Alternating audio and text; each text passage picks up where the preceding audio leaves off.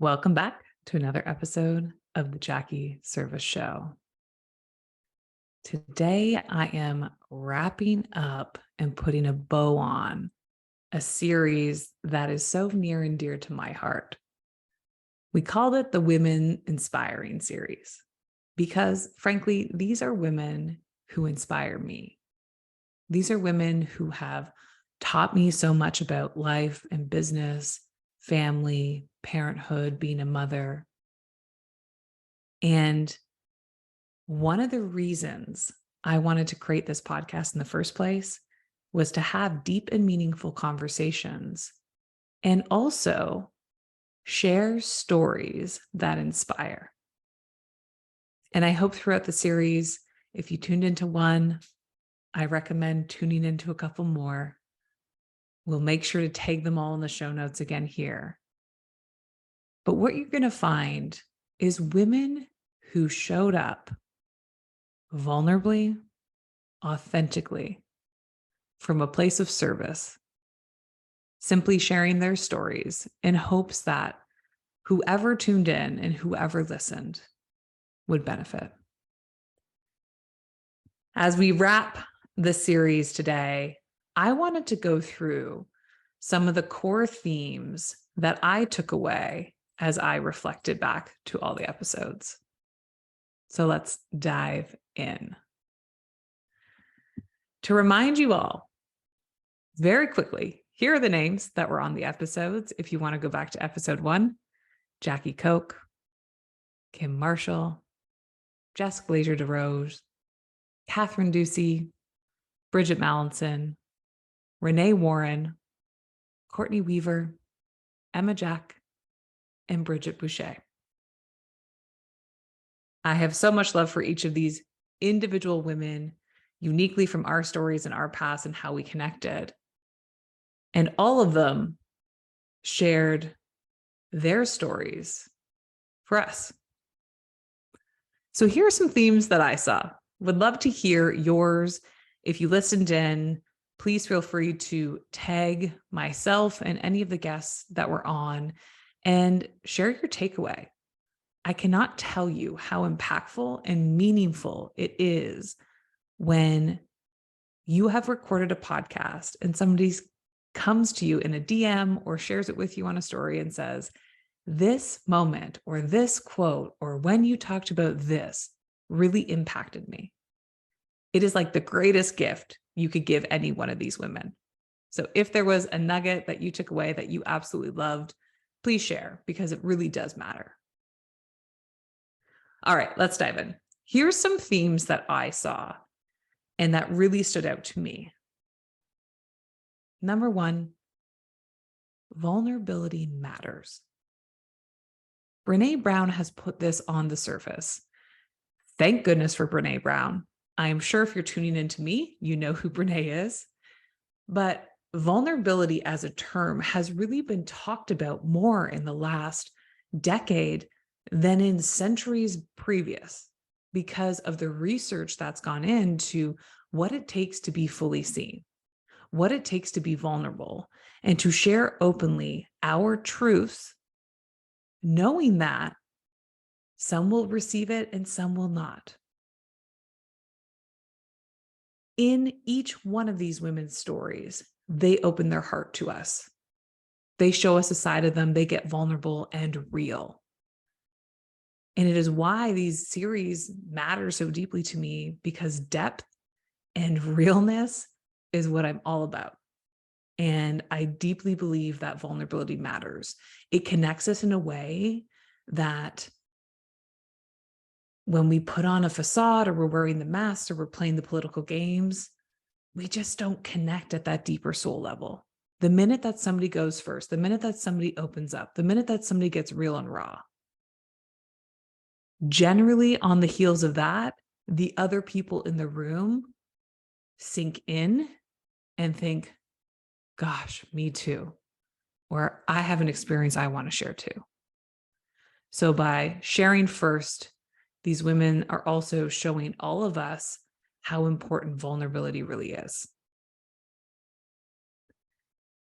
All right, that was number 1. In no order, I'm going to go through these. One of the themes that I really also noticed was that all stories started without a clear plan. There was a deep desire, there was a knowingness that kept showing up time and time again for them. Yet there was no clear plan. There were some ideas, there were some steps that they could take. They had coaches, mentors, et cetera, to help them. But if you really go back and listen in, you'll hear each and every one of them start the conversation of, there was just a knowingness. There was something deep down inside of me that knew there was more for me. And I had to go and I had to pull at that string and I had to unwind that string a little bit. And I had to navigate what that feeling really was for me. So vulnerability, no real plans, having a feeling that we're going to continue to step into and really tap into the internal world in order to create our external world. I love that. I mean, that's in a lot of ways, that was my story. I just knew that there was a deeper knowing inside of me. And I also knew that I have the personality that even without a plan, things are figure outable. Marie Forleo quoted that years ago. And I always come back to that. Everything is figure outable. Let's dive into the next one. The women that are on this show, a big piece of what I wanted the theme to be in this show, were women who had quote unquote success in other industries in their past lives and achieved what would have been considered kind of a dream or, their goals. They hit the level of success they thought that they wanted, and they still felt empty. There's so many who are sitting in seats right now, having a knowingness, having an inkling that there is more for them, and fear overrides their ability to take the leap or take the step. What each of these women showcase in their stories is that the fear was still there for them. How do you step forward even when fear is present? We're talking about women who were CFOs, building multi-million-dollar companies, head of people, making multiple hundreds of thousands of dollars a year, and said, this isn't what I thought it was going to be. There's got to be something more. And against their families' perspectives, the external conditioning, how culture sees that, they bet on themselves. Time and time again, they came back to themselves, going against the traditions, against the grain, against the conditioning, and said, I'm going to figure this out. As I pull at that a little more, this theme was my story. I was interested to hear that it was so many of the other women's story as well. I think because many of us that were on the show are in our 30s and early 40s, maybe it's because we were all raised in a similar kind of conditioned culture. But one of the things I know to be true and that I continue to hear is that so many of us thought success had to come from doing more. Deeply believed, it was ingrained in who we were, that the more we did, the more success we would have. I would call that, from just a lineage, maybe a more masculine energy. And listen, we need to have both masculine and feminine energy. However, in a feminine body, when we lean hardcore to the left and all we do is stand in our masculine and we don't allow our feminine to show up, we get unbalanced.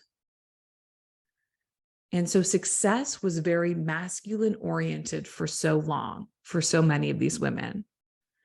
And it wasn't until they tuned into themselves, they truly went inward and connected to something greater than themselves, that they could really hear and listen to what their purpose and passion was meant to be in this world, what they were meant to do next, how they were meant to kind of move forward.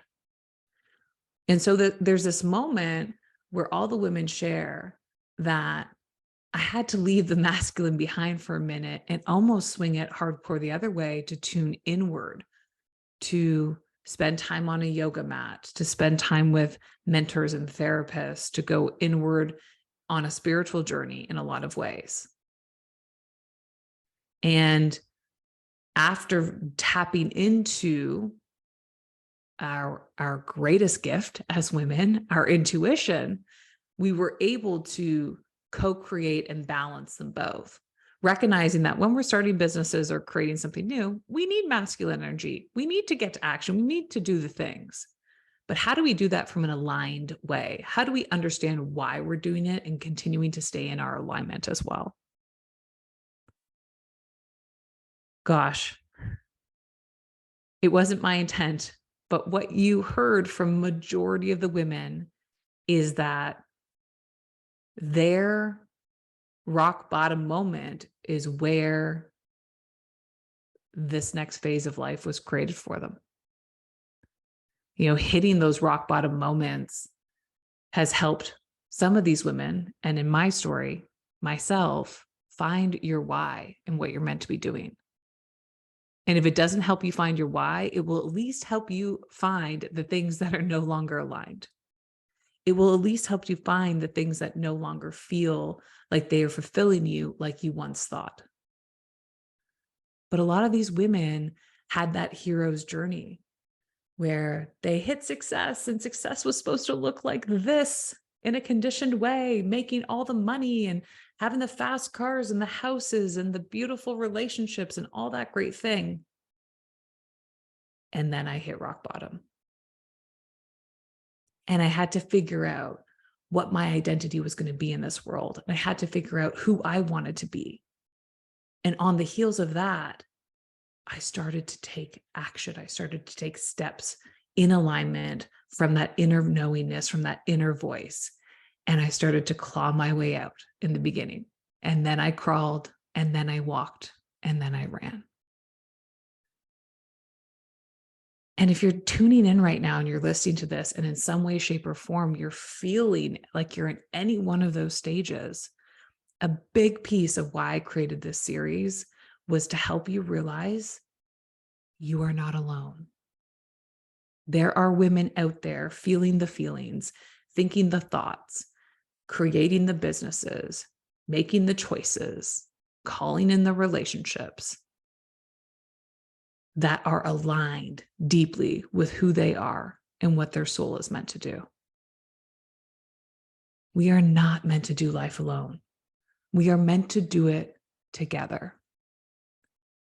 Sometimes those women happen to be your neighbors living in the same towns and cities as you. And sometimes we need to go seek those relationships out. We need to go find those women. My hope for you is that one of these women resonated, one of their stories connected to you.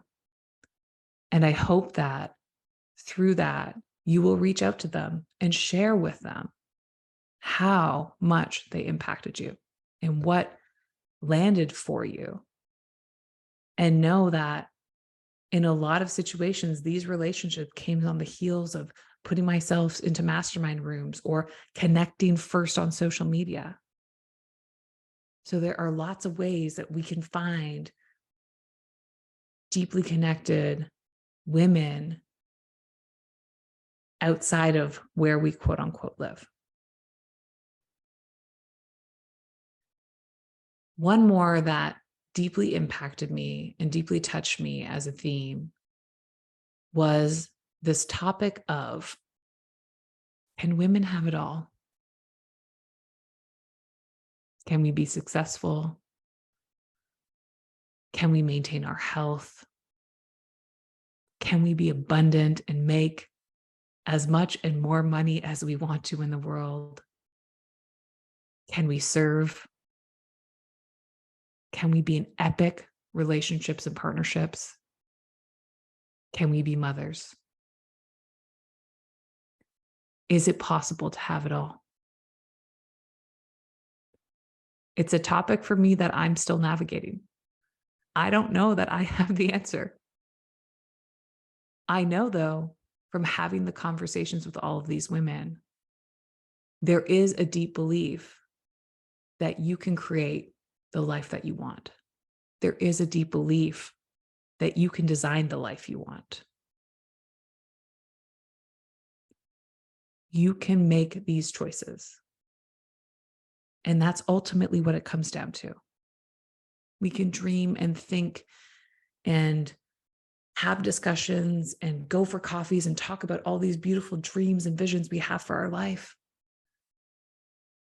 But until we make the choice, until we truly make that choice that enough is enough, that we are worthy of stepping into the next chapter of our lives, nothing changes. That quote, nothing changes if nothing changes. A choice has to be made. So I'm so deeply grateful for these women and for so many more. This is the #1 series of a few series I have already planned. This particular topic was really about women who made big transitions from big jobs and followed their hearts to navigate inward into how they can show up in the world and serve in the greatest way. If there's a series or topic that you want me to bring guests on to go deeper in, please send me a message at Jackie Service on Instagram or Jackie@JackieService.com. JackieService.com is the website as well. So hit me up. I'd be happy to hear your feedback and would really be meaningful for me to know the topics that are going to bring you value, those who are tuning in. So with that, I'm going to put a bow on our Inspiring Women series, the first one here on the Jackie Service Show, sending love and gratitude to the 9 women who are part of this series. I could not do life, business without you all, and I am so dang grateful. Until next time, guys, we'll see you soon. Much love.